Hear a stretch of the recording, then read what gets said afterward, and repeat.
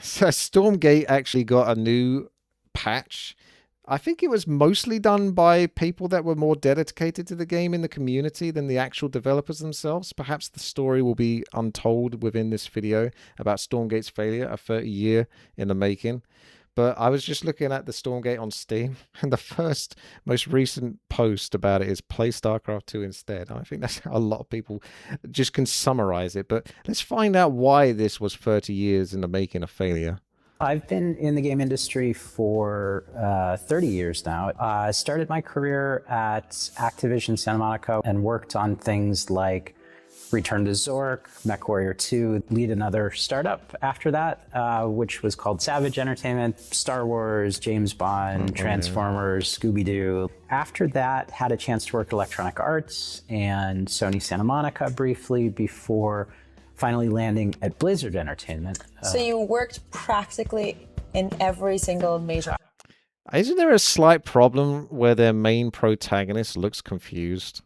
Like, she almost looks cross-eyed. Like, what is she even looking at? What is she even doing? Is she thinking? Is she glass-eyed? Do you know what I mean? Like, 1,000-yard stare going on there. I don't know what's happening with that face. ...company in the world. Tim Morton's resume is indeed very impressive. He worked at EA, Activision, and of course Blizzard Entertainment, where he was production director on the legendary StarCraft 2. He's the man who helped... It's only 5 years in Blizzard. I thought it was a lot longer than that. Huh. Where he was production director on the legendary StarCraft 2. So yeah, I think that was a point that some of you guys made when I reacted to previous Stormgate videos.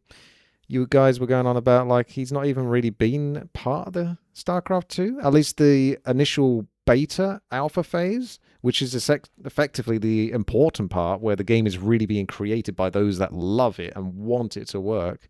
It's just someone popping in and basically middle managing it. So I think we can see some sort of themes why there's some issues here. He's the man who helped ship one of the greatest strategy games of all time. So when he left to start his own company, Frostshine Studios, the world took notice. He raised over $40 million to build Stormgate, a game he pitched as the savior of the real-time strategy genre. He was the expert, the know-it-all with the perfect resume, the man with the plan. But then Stormgate released and basically failed. Yeah, it's like, this is where we're at the moment. It's not quite as bad. Well, it is actually. It's actually worse, but it's like, come here. You just it does that thing, doesn't it? Where you minimize it enough that it just disappears completely. There you go. 48. So it's dropped a little bit, a little bit. 31 to 48. But you know, these are still good numbers compared to some that I've seen where it was down to like 26 or 16. So the new patch has at least got more people on board. Not compared to this. This was really popping off back then. Immediately, and that's what I covered in my previous video. However, one thing I kept asking myself after is, why did Tim Morton fail so spectacularly when he had this vast experience building successful games in the past? So we did some Transformers games, some James Bond games, a Star Wars game. To find the answer, we have to look past StarCraft. We have to 48% is relatively a high number for a flop. Yeah, I guess it's a flop mostly in the sense that they had such a high expectations. So that could actually be worse. But there's enough people that were inspired by the whole theme of what it was trying to do that they kind of give it a break. There's people that hate it for saying it was going to be the next StarCraft 2, the next Warcraft 3, do you know what I mean? The next big RTS. And there's people that want to give it a chance and say, guys, look, give it time. This could still be the next big real-time strategy. So that's why it's pretty much smack in the middle. It's quite dividing people by the, you know, one way or the other. High expectations and insane amounts of money. He needs more. You haven't got a business, have you? Starbucks in California? If you've got a business in California, you know, maybe you've got a spare 10 mil or 5 mil at least that you could throw his way and then, you know, he can use it on the next project. Try that. Go back to 1997. well, before I just go on it, they had such amazing funding and trust. It's California again. That place is insanely expensive. They didn't have to try to make this work in California. They could have created a place elsewhere in America, I'm sure. There's various other states where perhaps they get bigger tax breaks. But it's the sort of ego of trying to make it in the area. Now, it's not to say that you shouldn't be able to do that. It's just to say that you got to have a little bit of realism, right? So if I'm going to go to London, I might be expecting to spend over £1 million for a house unless I turn up on a dinghy. But you got to take everything with a little bit of realism. If you're going in that sort of area, you're going to expect to pay a little bit more, right? 1997 was a great year for gaming. Diablo defined the modern action RPG genre. GoldenEye 007 rewrote the rules for console shooters. Final Fantasy VII made storytelling a cinematic experience. And Age of Empires brought real-time strategy to the masses. It was a year of giants, innovation, and games that would shape decades. Wow, the stone, the trees, the gold. I remember these towers. I've seen Age of Empires 2 so much that I actually kind of forgot what Age of Empires 1 looks like a little bit. It is just obviously a much more basic version of Age of Empires 2. Age of Empires 2 just really nailed it, didn't it? It just perfected it. It's one of those deals where sometimes the sequel is just perfect. It just takes everything from the first game and just makes everything perfect about it. Everything that wasn't quite right, that wasn't quite there, nails it. Of design. And right in the middle of that creative explosion stood Heavy Gear. Heavy Gear was Tim Morton's directorial debut. After Activision lost the license to the beloved MechWarrior franchise, they needed a successor, and they put their veteran team from MechWarrior 2 onto a new IP, Heavy Just got Thanos. Gear. The goal was to build a game that was a spiritual successor to their previous titles. The marketing machine went into overdrive. Before release, Heavy Gear was hyped as the mech killer, with a richer universe and new weapons, and a much more realistic combat environment. Heavy Gear was the game that would make MechWarrior fans forget the Battletech universe. It was a new game from a veteran team, hyped as the successor to a legend. Does this sound familiar? It kinda sounds familiar to me. And the result? The #1 selling 3D combat simulator of all time. Yeah, coming to you from StarCraft 2, the developers of StarCraft 2, or the people that worked on Warcraft 3. The GamePro magazine in their March 1998 issue, for example, ends the review with, Man, they're so based. Good old days. They knew how to make a magazine back then. When you used to actually appeal to your audience rather than modernity. You got big beefy guy shooting a gun, looking cool, and there's a lady on a strip pole in the background, scantily clad. Magazine in their March 1998 issue, for example, ends the review with, ultimately it's nothing more than a disappointing MechWarrior knockoff. Computer Gaming World titled their review Jammed Gears and noted, Heavy Gear just doesn't look like a finished product. I'd love to see a fully cooked version of this game because parts of it show great potential, but as it stands, it's still a bit too chewy to enjoy. And they gave the game a 2.5 out of 5. And finally, we have Computer Game Strategy Plus saying, what's bad about Heavy Gear is inexcusable coming from a veteran team of game designers. They go on to criticize the derivative. How's the webcam at the top right in that? Should I move it back to the bottom right? Let me know as you're watching the video. I'm not sure if it's in the way too much. Gameplay, weapon balance, the paper-thin story, wasted potential, and finally conclude, the result is a game every bit as inspired, but mediocre as what they have been doing all along. 2 out of 5 stars. Heavy Gear was a rough first project for Tim Morton. What's this guy's accent, by the way? It's project and mediocre. Trying to work out where he's from. A veteran team promising next generation hype, and then a product that doesn't live up to the promises. Was this just an accident or the start to a career-long pattern?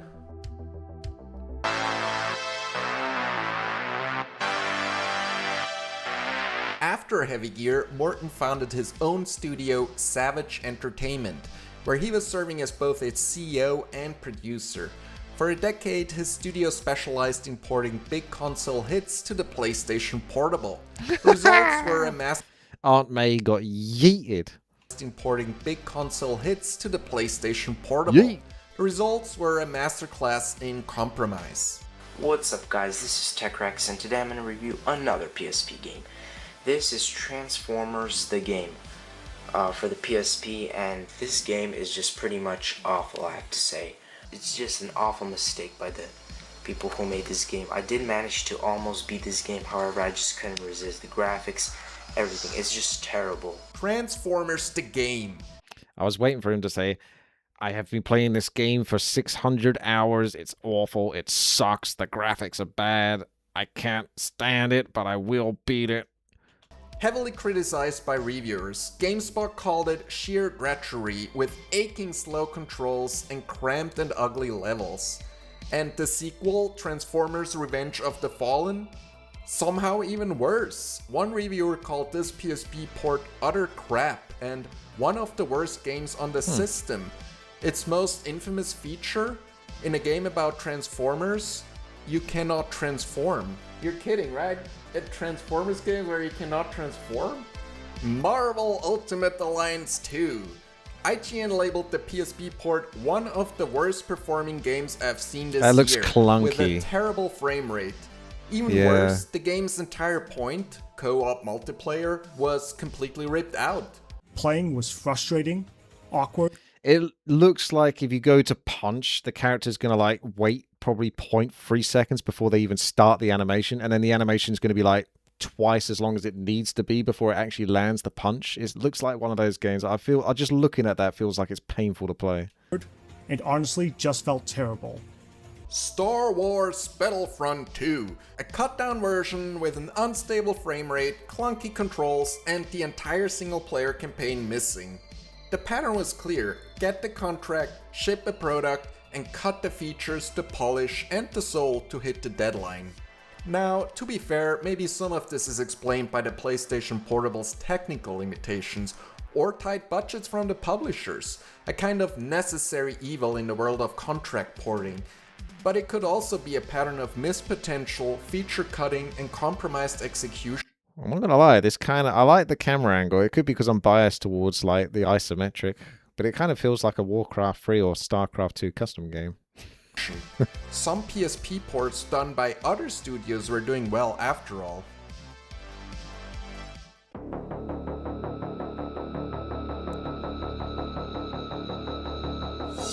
Morten's next big move was landing at Electronic Arts as the senior development director to reboot the legendary Command & Conquer series. He had big plans for the games, some of which sound oddly He looks familiar really for those tall who there. followed Stormgate's story. But as you just mentioned, the key new innovation here is that the content doesn't stop at launch. Really, launch is the beginning of a continuing stream of new updates. We're going to introduce new factions, new maps, new game modes over time, and eventually we'll go back using this same platform and revisit the Tiberium universe, the Red Alert universe, and even some new fictions that haven't existed before in Command & Conquer. Alright, this sounds very ambitious. It does indeed sound very ambitious, and as it turned out, it was far too ambitious. After several rounds of testing, I feel like the face just doesn't quite believe him. And Conquer. He's like, trust me, bro. Alright, this And he's like, yeah, I'm not so sure. sounds very ambitious. it does indeed sound very ambitious, and as it turned out, it was far too ambitious. After several rounds of testing, the project was abruptly cancelled and the studio working on the game, Victory Games, was shut down. EA claimed it was due to the poor reception during alpha testing, and the player feedback was indeed brutal. Testers were frustrated with the shift to a free-to-play model, the lack of a traditional Command & Conquer campaign, and a progression system that seemed optimized for microtransactions. But according to the people working on the game, the problems ran far deeper than just bad alpha impressions. An anonymous developer dismissed EA's public explanation as total BS, blaming the collapse on internal politics and dysfunction. Is that the politically correct way of putting it, or? And a postmortem from another dev revealed issues that fall squarely on the shoulders of the senior development director.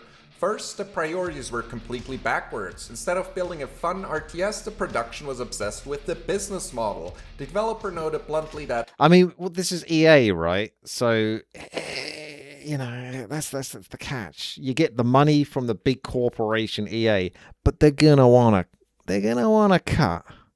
money talks and bullshit walks. Second, there was a complete failure of leadership to pick a lane. The project was torn between being a StarCraft clone and a classic Command and Conquer game, with leadership allowing competing design philosophies to persist right up until cancellation. And finally, there was a delusional timeline.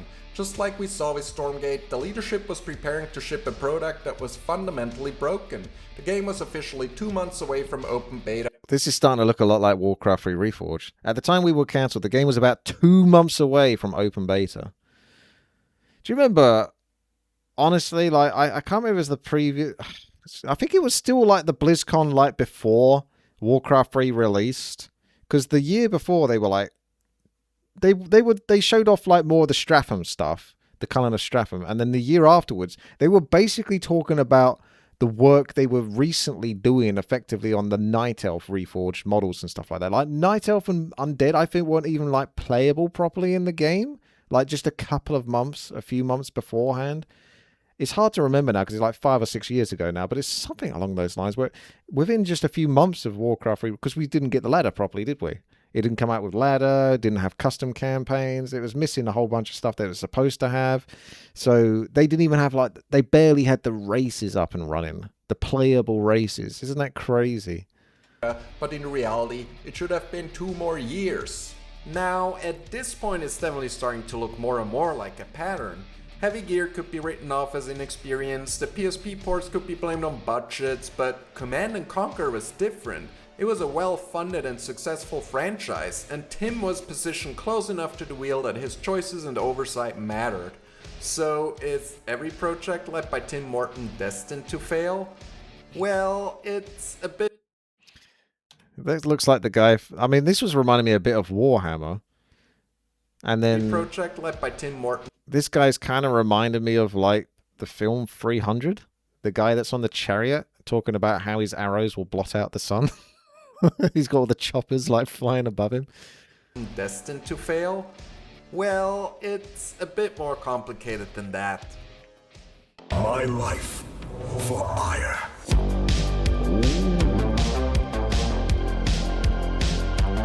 Yeah. StarCraft 2, the Tennis was crown cool. jewel of RTS, the benchmark against which all other strategy games are measured. And for Tim Morten, this is the shield, the bulletproof vest he wears to deflect from the failures of Heavy Gear and Command and Conquer. I ever made. The first thing I would say is that Blizzard Entertainment. To be fair, Legacy of the Void was a big success. It wrapped up a decade-long storyline and sits at a respectable 88 on Metacritic. It wrapped it up in a sort of same way that like J.J. Abrams kind of wraps up a lot of his films with the Star Wars. You know, he had to do some damage control, but the stories and the endings didn't necessarily make sense. Like Kerrigan essentially becomes Space Jesus, doesn't she, or something along the lines at the end of... Spoiler if you haven't played Legacy of the Void, but she basically becomes like Space Jesus. It's like, that's one way to end it. Don't know that's necessarily the way you should end it, but it is one way to sort of tie things up. If you listen to Tim Morten, it sounds like he was a big part of that success. But look at the timeline and She was hot, you get so a it's bit fine. of a different story. Yeah, she was big and 2's development gold. started all the way back in 2003 and it was publicly released in 2010. Then in 2013, the expansion pack Heart of the Swarm was released. And Bruh, 2003. Wasn't that crazy? So yeah, that's when Warcraft 3... Well, Warcraft 3 came out before then, obviously, but they pretty much would have finished up with Warcraft 3, the Frozen Throne, and whatever they were doing in regards to that. And then that's it. What are we going to do next? StarCraft 2. There's a lot of time in the works. So we did get a good quality game from it. But it's what's maddening and crazy to me, and this is why it feels like it's better when I was younger.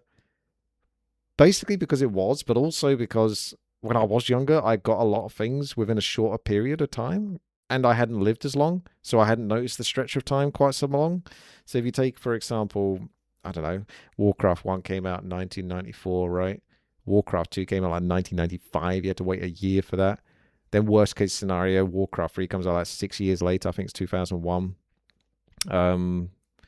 So that really 6 years isn't that much for a whole game that's vastly different, because the 3D element was vastly different from Warcraft 2, and you got so much with Warcraft 3. And then you think we had to wait till 2019 for Warcraft 3 Reforged. We haven't even had a Warcraft 4, right? So then StarCraft 2 was 2010, but 2010 was 16 years ago now. So what have we had since? It's just like, I had all the good stuff back in the 90s and early aughts, and it's just, that was when I was young as well at the same time. It's the way it's just lined up. I guess I was lucky in that regard. And finally, the last expansion pack, Legacy of the Void, was released in Warcraft 3 was 2002, was it? Wasn't it like, I feel like it was 2001. It must have been 2001, because I think I was playing it when I was 17, and I was 17 in 2001, because I was 16 when I was in the year 2000. So I think it was 2001. 2015. Could Tim be wrong, Morten though. had joined the team just the year before that, in 2014.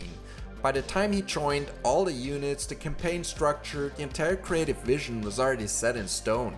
Tim was simply hired to get the game out the door. He wasn't the guy in charge of creative decisions or making the game exciting. That was Dustin Browder, that was Chris Metzen. A production director is essentially a project manager. He was the master of spreadsheets, Jira tickets, and resource allocation. His job wasn't make the game fun, his job was make the game ship. Yeah. And yeah, that's a fair point. He wasn't like the big buzz, the creative juice behind it. He was the middle guy who does the management and makes sure things run, but there's not much pizzazz going on there. Once the game shipped and the visionaries moved on, we saw what happens when Tim... Whoa, what the hell? Is that Dustin Browder on the left? He looks so young there. And once the game shipped and the visionary... Yeah, look at him. It's Dustin Browder on the left.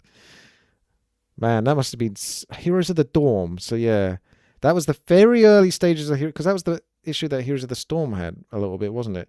Is it wasn't really competitive enough that you could pop off, like in League of Legends and Dota 2, where you could carry the team. You were supposed to have like a carry, and then they'd just get like 13 kills and 1 death or something like that. Heroes of the Storm was very teamy, so then they laid into that a little bit and tried to make it work as, you really got to work as a whole team. Everyone's one. Everyone is basically, the whole team is like one cohesive group. And that was around that time. Yeah, I remember that. Oh my gosh. moved on, we saw what happens when Tim is left holding the keys. We didn't get a bold new vision for StarCraft 3, we got Nova Covert Ops, a small-scale DLC that reused some of the existing assets. It was competent, but it wasn't a blockbuster. It didn't set... I enjoyed it. I only played the first one because I got that for free as part of like promoting it, I suppose. But yeah, I think it was like a kind of a playable mini custom campaign, wasn't it? The world on fire, and critically, it failed to convince the higher-ups to invest more. To be fair, Blizzard at this time was a sinking ship, obsessed with chasing Overwatch money and microtransactions, but Tim did try to fight. They had a good run, didn't they, with the Overwatch? Holy shit, the hype for Overwatch was insane. And then people would just unload. I mean, you think, you don't even count over Hearthstone. Think just how insane Hearthstone was. That was a small team that worked on that. And the amount of money they must have raked in from all of the cards, all of the people playing Arena over and over. Crazy amounts of monies they must have pulled in on Hearthstone and Overwatch. So that during that sort of time period, they were like, holy shit, this microtransaction works. And in a fairness, and to be fair, people paid for it. So do you blame the player or the game? And in this case, Blizzard are the player, right? And they're playing the game, which is to unload microtransactions. I don't like microtransactions. I don't think many people would ever say they like them. I certainly don't like them, because I come from an era where you used to just buy a game and that you got the game. You played it from beginning to end. You didn't need to put a coin in to, reach the last boss or achieve a key that can get you to the final door, but you have to pay $4.99 to do that.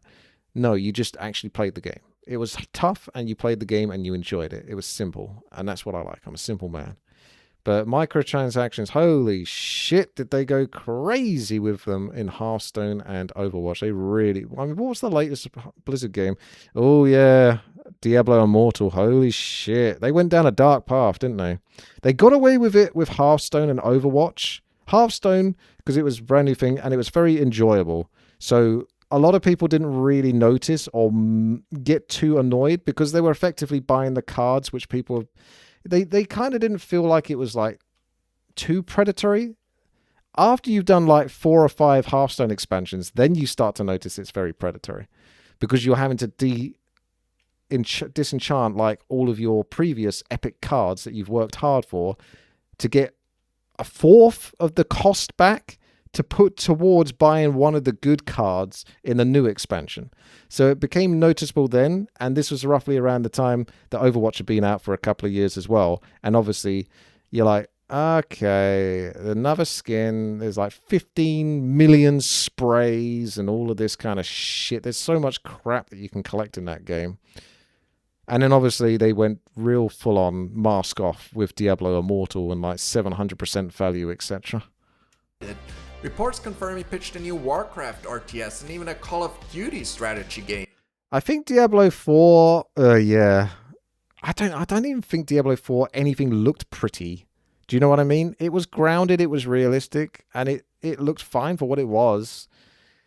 But I never felt like, oh, I really want that horse skin or that ugly looking gritty rogue set.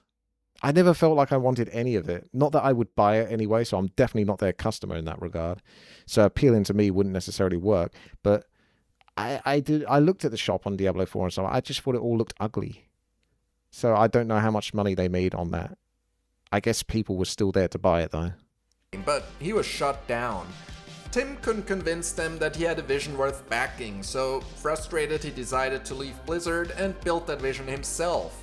He was finally going to prove that he was more than just a manager. He was going to prove that RTS wasn't cinematic. dead. All of their it just cinematics needed are good, a genius to cool. save it. There she is. Stormdead. These cartoon toy characters. It was too cartoony, but also it just looks so wokey, doesn't it?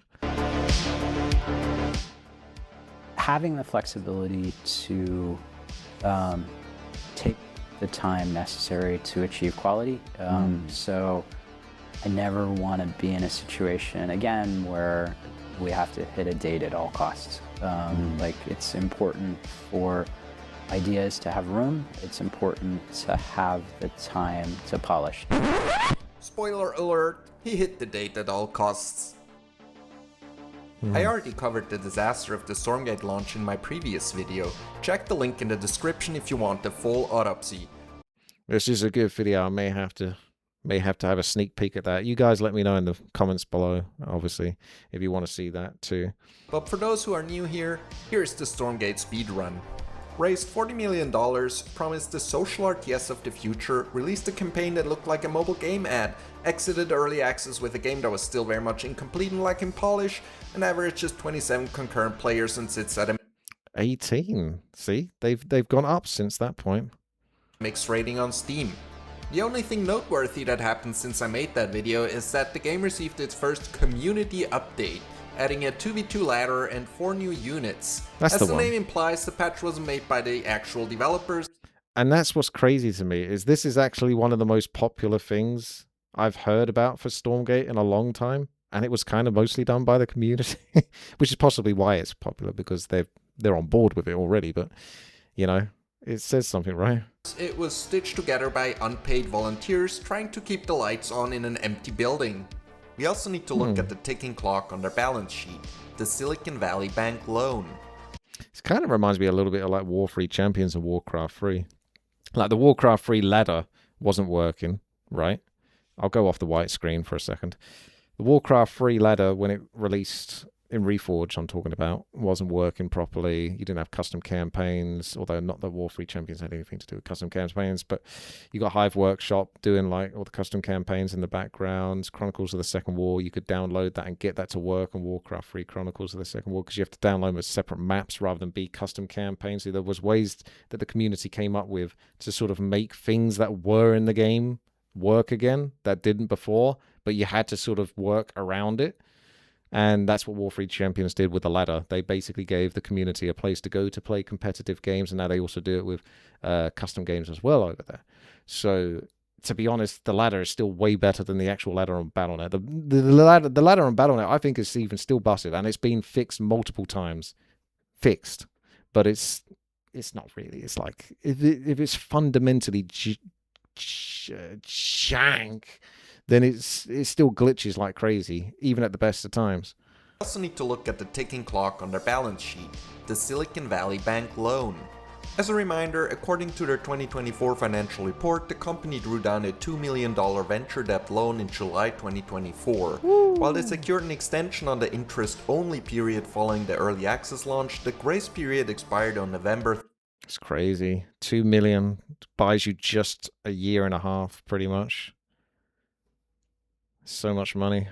I know that video game development is way more expensive now, and it will continue to get bigger and bigger because of the teams. But this is where indie developers really have a lovely niche, because they're passionate, small teams. Sometimes they're only one single developer, and they don't spend anywhere near $2 million to make a game that can make a lot more potentially.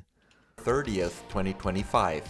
This implies that as of December 2025, the company started having to pay back the loan, and because they delayed repayment without moving the final due date, they likely compressed the entire loan balance into a 17-month window.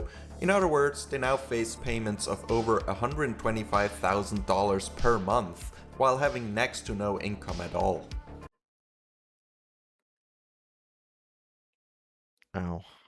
Between the volunteers fixing the game and the bank demanding its money, there is a lot to worry about. So what is our visionary CEO doing? Well, he is busy posting on LinkedIn. Welcome to the Stormgate post Morten. Over the course of late 2025, Tim Morten turned his LinkedIn feed into a masterclass in gaslighting. It is a fascinating look into the mind of a producer who cannot comprehend why his spreadsheet didn't result in fun. Seems like he would have fun on Twitter or Blue Sky, right? I almost never use Twitter. I don't dislike it. I'm an older gentleman, so I don't really care, basically, generally speaking. Unless it's something I'm passionate about. And in this case, I suppose he's passionate. And he's very passionate because he posts all the time. There are more than But perhaps he shouldn't be posting all the time. dozen posts, but the pattern is always the same. Step 1. The fake accountability. Part of my job is to make sure Frost Giants games are good enough, so I'm putting a lot of thought into how I missed. It sounds humble, right? But unfortunately the post doesn't end there. Step 2. The deflection. Players have less time than ever. The market is oversaturated. Constriction in capital. Oh. You don't have to overthink it. In fact, you don't even have to think it. You just have to ask the community, what did you do wrong? Heck, you don't even need to ask the community. They will tell you what you did wrong, whether you ask or not. So you can find out that way. Oversaturated? Tim, in your Start Engine offering, you talked about how this was $1 billion market. You yourself said there were millions of underserved players in the RTS community. And constriction in capital? You had $40 million. You burned through the GDP of a small island nation and produced a game that looks worse than StarCraft 2 did in 2010. That is not capital constriction, Tim. It's simply a skill issue. But the spiral continues downwards. By October, the It's so crazy to me how much this changed. The look of this campaign, right? From when I played it. The campaign was very alpha-y. Very alpha-y, just like the beginning loading screen, just giving you the fundamental information before you hop into the level. Just the levels themselves they had a little bit of decoration, particularly the Terran areas, but once you got out of that section of the game, it became a little empty, should I just say? Devoid of sort of doodads to spruce things up.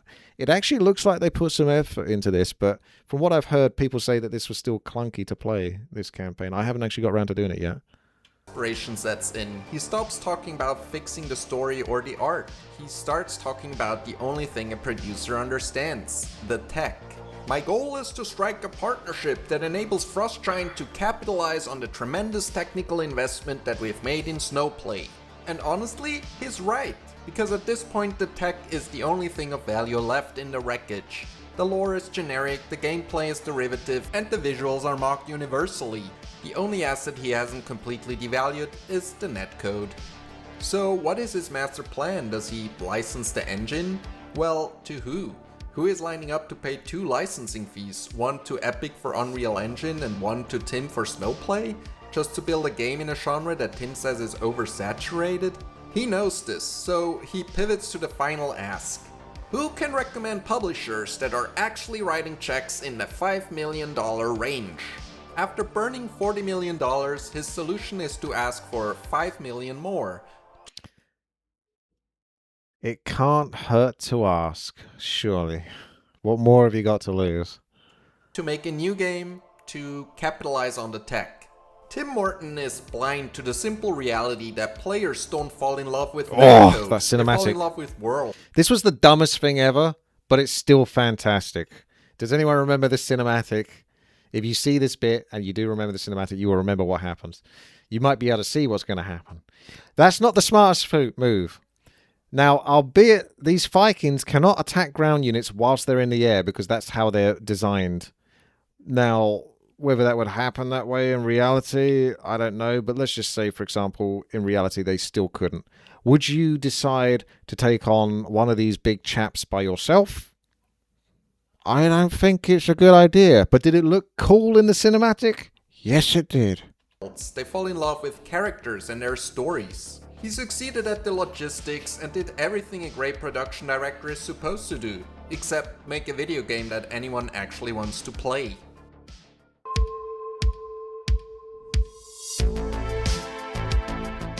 So who is Tim Morten? He is not a fraud, he is something much more tragic. He is a man who spent 30 years mastering the how of making video games without ever understanding the why. The paradox of his career is simple. When Tim Morten is hired to finish a masterpiece, the result is Legacy of the Void. But when he tries to start one, the result is Stormgate. The story of 1997 and the story of 2025 are identical. In both, a veteran team promised a successor, and in both they delivered a product that was technically functional but creatively dead.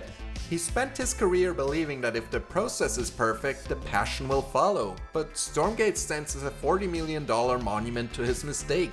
Tim Morten proved he can master the schedule, the budget, and the tech. He knows exactly how to ship a video game, he just doesn't know how to make one.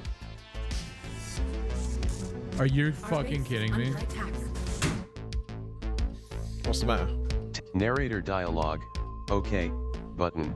Alt plus O. Just jump. Just jump over the bridge. It'll be fine. Man, that's a really good video. Well done there, Wimpy. He's only got 219 subscribers. And this video came out less than a fortnight ago. So definitely give that a like. I'll have a link to the video description. His channel, check him out. Like he mentioned earlier, he's also got another video about the failure of Stormgate. So I may have to watch that as well, because that was definitely an entertaining video. He put a lot in there. And I enjoyed the pacing. I enjoyed the tone. Tongue-in-cheek humor throughout. And good video, really, honestly. I enjoyed it.